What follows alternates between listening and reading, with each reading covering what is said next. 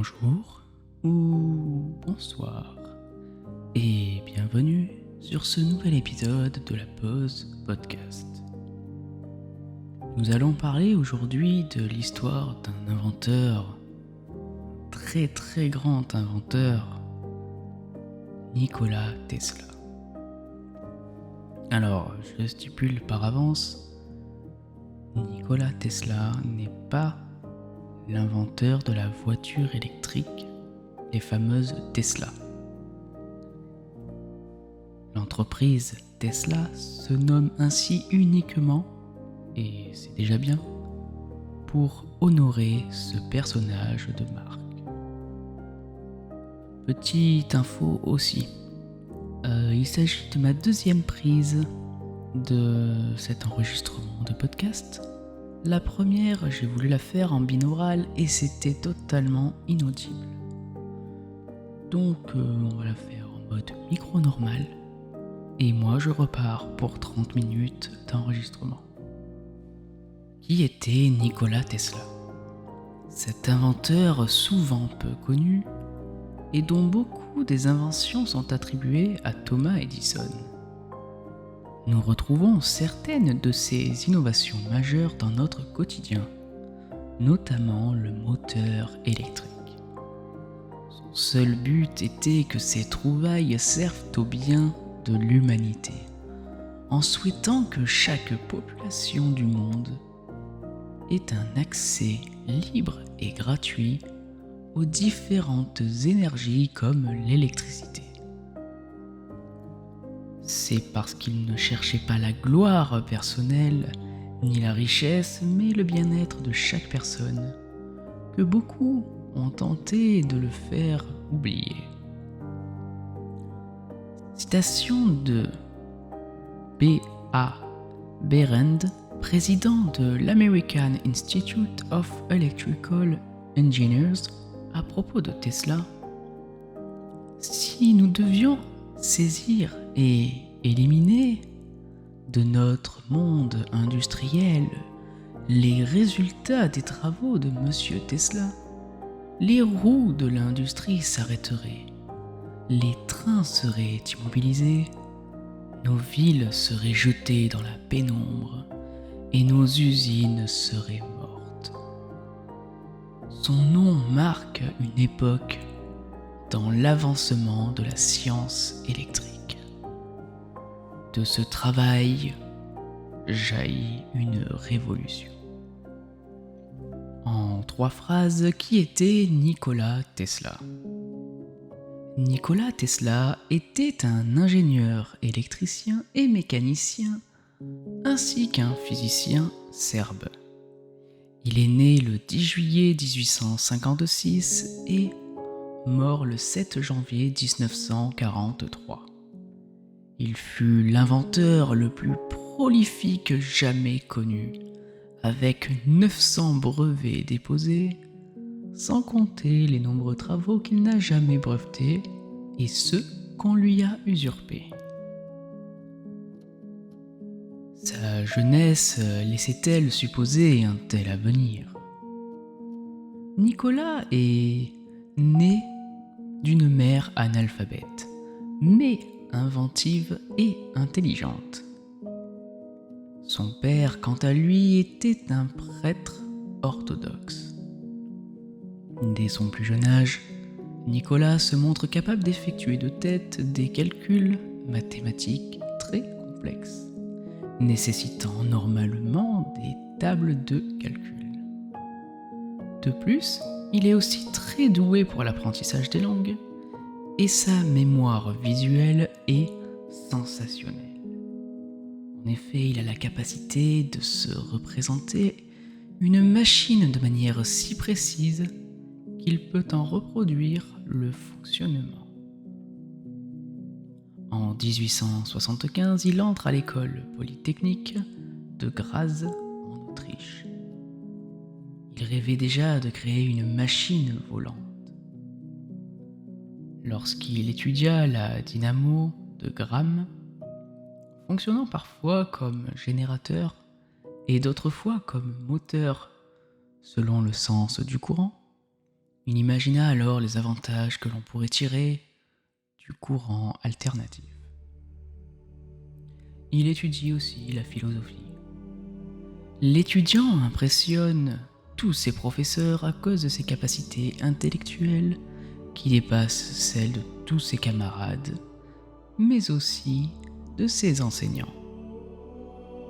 En 1881, faute de moyens, il délaisse ses études pour un emploi de fonctionnaire au bureau central des télégraphes hongrois. Très vite, il devient ingénieur en chef pour le premier système téléphonique de Hongrie.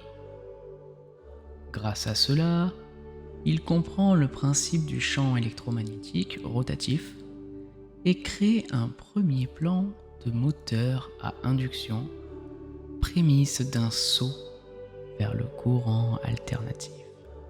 En 1882, Tesla se retrouve à Paris afin de travailler pour la Continental Edison Company de Thomas Edison. C'est en 1883 qu'il construit le premier moteur à induction à courant alternatif. Il commence aussi des travaux sur les champs magnétiques rotatifs et ses applications dont il déposera les brevets en 1886 et 1888. Comme personne ne s'intéresse à ses travaux, il accepte alors d'aller aux États-Unis à la demande de Thomas Edison. Nikola Tesla et Thomas Edison alliés. En 1884, Nikola Tesla arrive aux États-Unis aux côtés d'Edison, qui vient de créer un réseau électrique à courant continu pour toute la ville de New York. Toutefois, ce système connaît des accidents fréquents, des pannes et des incendies. De plus, l'électricité ne peut pas être transportée sur de longues distances et elle implique ainsi l'utilisation de centrales de relais tous les 3 km.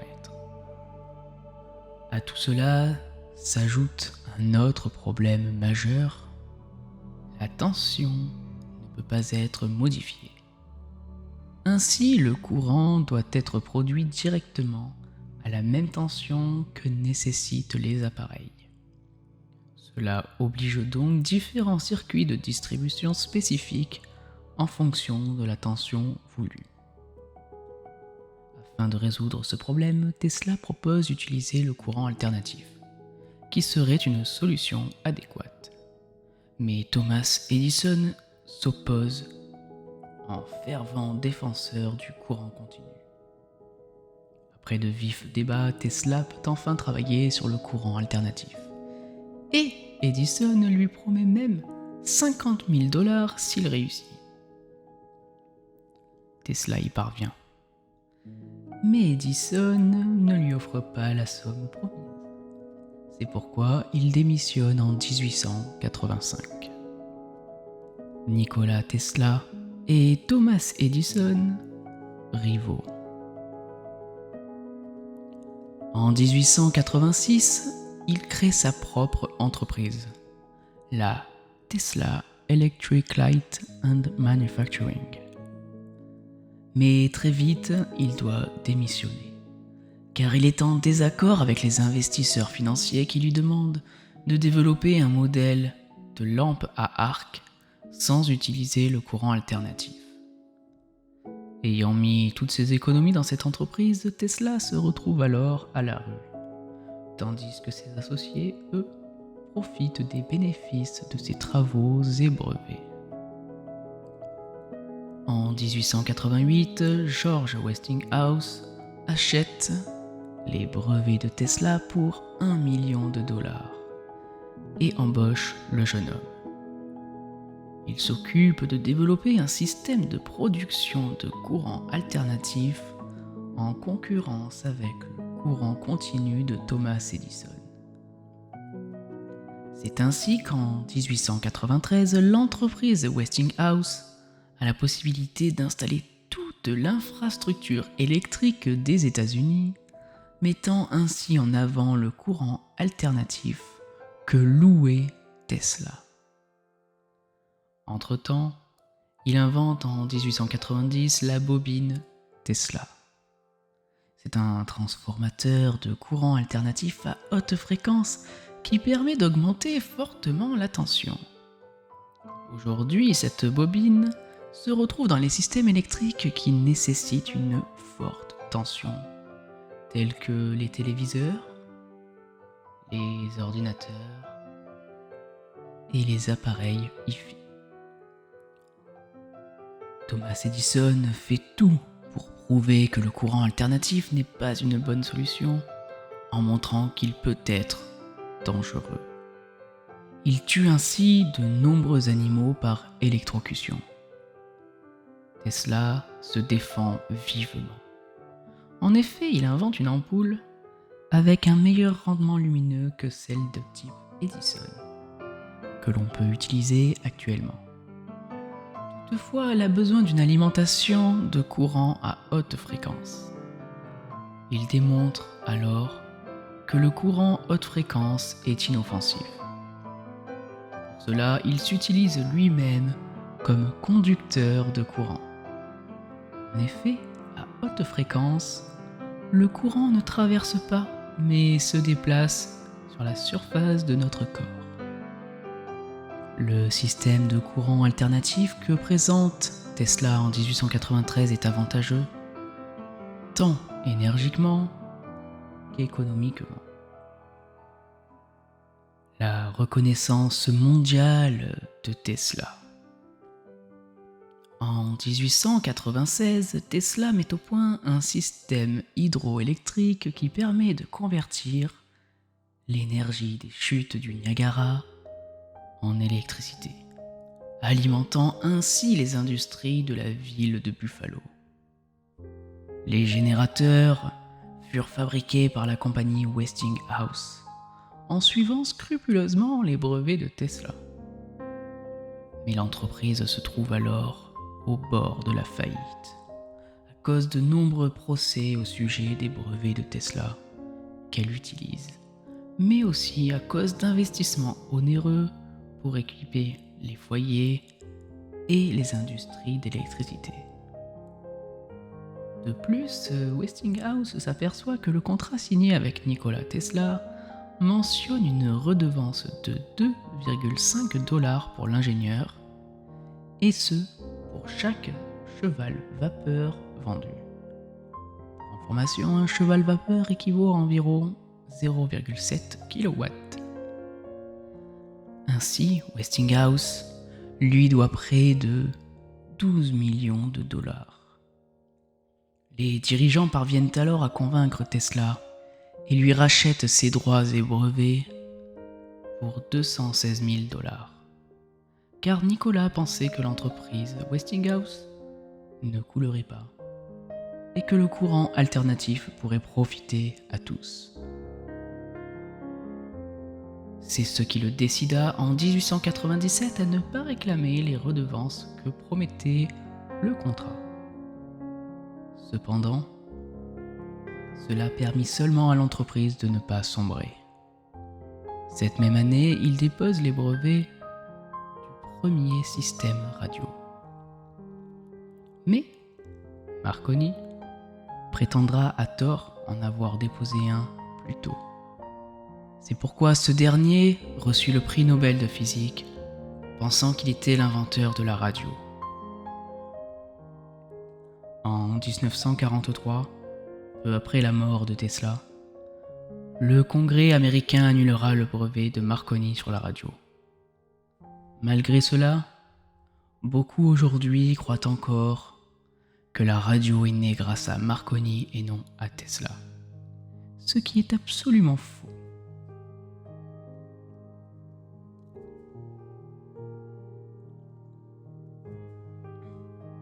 Les inventions les plus connues de Nikola Tesla. En 1898, il construit un bateau radiocommandé. L'automate, certainement trop en avance sur son temps, ne retint pas l'attention de beaucoup de monde.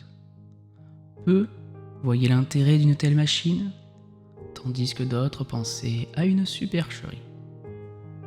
En 1899, il découvre les ondes stationnaires terrestres, ce qui est pour lui sa plus grande découverte.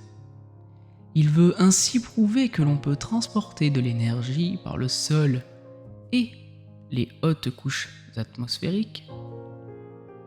Il construit alors un transformateur à haute tension, surmonté d'une boule de cuivre placée à 37 mètres de haut. Pourquoi 37 ? Je ne sais pas. Au cours d'une expérience, il éclaire 200 lampes sans aucun fil, situées à 40 km de distance. Rappelons que le courant continu de Thomas Edison avait besoin tous les 3 km d'une usine pour maintenir le courant.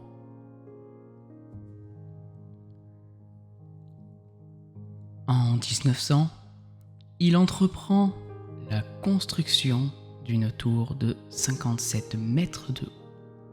Alors pourquoi 57 et pourquoi 37 ? Je n'en ai aucune idée. Ce n'est pas écrit. Cette tour de Wardenclyffe pourrait tirer son énergie de la croûte terrestre en la transformant ainsi en générateur géant.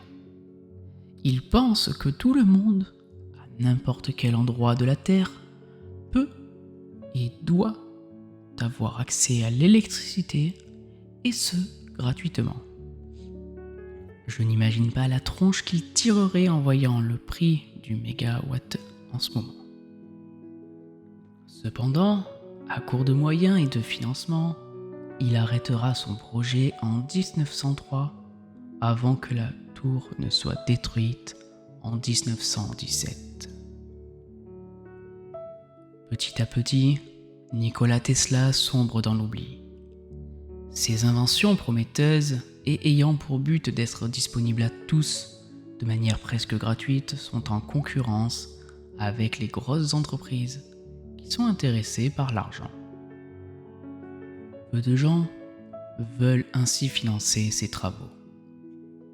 Toutefois, il poursuit ses expériences et continue de créer et d'imaginer, car son seul but est d'améliorer la condition humaine. Il rêvait de voler dès sa jeunesse et avait laissé ses travaux de côté pour s'occuper de l'électricité. En 1921, il dépose le brevet d'un appareil volant à hélice et à décollage vertical, ressemblant aux hélicoptères actuels. En 1928, il dépose son dernier brevet, qui reprend son appareil volant de 1921, auquel il apporte des améliorations. Le mystère autour de Nikola Tesla. À sa mort le 7 janvier 1943, il est presque oublié de tous, et peu de gens se souviennent de ses années de gloire. Le FBI, lui, n'oublie pas cet inventeur de génie. C'est pourquoi il récupère tous les brevets, travaux et inventions de Tesla et les classe top secret. Peu à peu, le FBI rend public ses inventions et ses brevets. Mais le mystère persiste. Pourquoi le FBI a-t-il récupéré tous ses travaux ? Et aujourd'hui, est-ce qu'il a révélé tous les travaux classés comme top secret ? Ou en cache-t-il encore ? Certains articles et interviews de Nikola Tesla montrent qu'il avait beaucoup de projets et de travaux en cours. Certains parlent d'une machine volante capable de se propulser grâce à certaines fréquences, se réfléchissant sur les surfaces et pouvant se diriger dans n'importe quelle direction. De plus, Nikola Tesla parle réellement de cette invention dans un de ses livres autobiographiques. C'est pourquoi le mystère autour de cette machine est encore plus grand. Pourquoi n'y en a-t-il aucune trace dans ce qu'a révélé le FBI. D'autres pensent que Tesla aurait créé une machine à remonter le temps. Cet appareil serait à la fois émetteur et récepteur. Il ne bouge pas, mais agit comme un taille entre différentes époques. Il existe par exemple un site qui présente toute une théorie sur cette machine, qui existerait et aurait été utilisée et expérimentée dans les années 90. Que vous doutiez ou non de la véracité de cette machine, sachez qu'elle suscite, sur de nombreuses pages internet, beaucoup d'intérêt, d'intrigues et de questionnements. Il existe encore de nombreux mystères autour des inventions de Nikola Tesla, avec par exemple l'utilisation de l'énergie libre. Parfois, quand on parle de certaines de ces inventions, on ne sait plus où se situe la limite entre mythe et réalité. Les seules choses dont nous sommes certains peuvent se retrouver dans ses brevets, ses écrits autobiographiques, les interviews de l'époque ou encore les témoignages de ses proches qui sont dans le domaine public. En 1975, donc bien après la mort de Nikola Tesla, Nikola Tesla fut officiellement décrit comme l'un des plus grands scientifiques américains. Et voilà, c'est la fin de cette longue histoire. On est d'accord qu'aujourd'hui ça a duré bien plus longtemps que d'habitude. Alors, premièrement, j'espère que cette histoire t'a intéressé et que ce personnage souvent oublié et peu connu également en France t'aura intéressé et aura donné envie d'en connaître davantage. En attendant, si ce contenu te plaît, n'hésite pas à me suivre, à t'abonner et à mettre un like. Et à la prochaine!